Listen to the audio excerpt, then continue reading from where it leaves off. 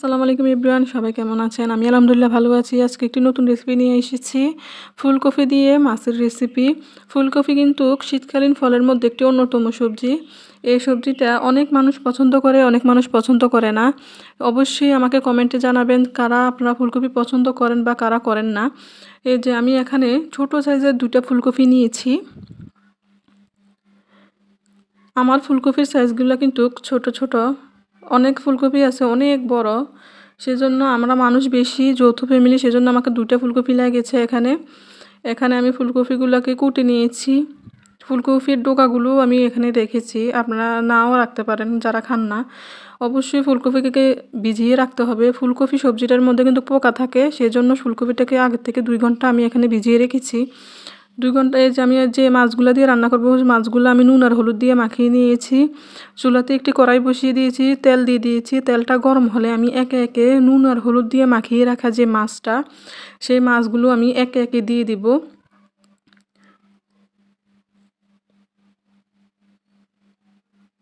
দেখুন আমার মাছগুলো ভাজা হয়ে গেছে।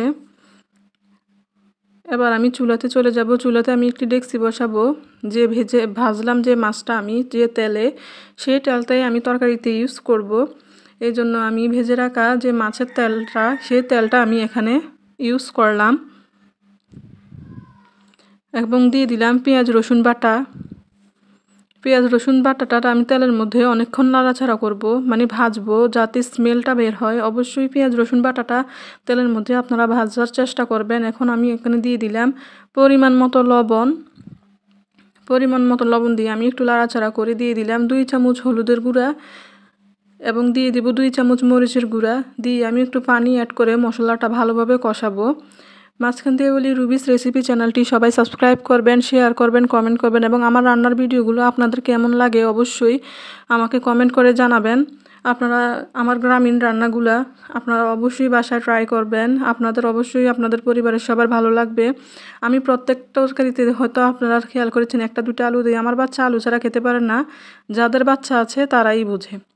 আসলে কি, আমি এখানে দেখেছেন হয়তো আমি প্রত্যেকটা রেসিপির মধ্যে আলু দিতে হয়, সেজন্য আমি ফুলকপির সাথে একটি আলু দিয়েছি আমার বাচ্চার জন্য। আপনারা স্কিপও করতে পারেন। মশলাটা কষানো হয়ে গেছে। এবার আমি মশলাটার মধ্যে যে ফুলকপিগুলো আমি কেটে রেখেছি, সেই ফুলকপিগুলো মশলার সাথে ভালোভাবে মিক্স করে নিব।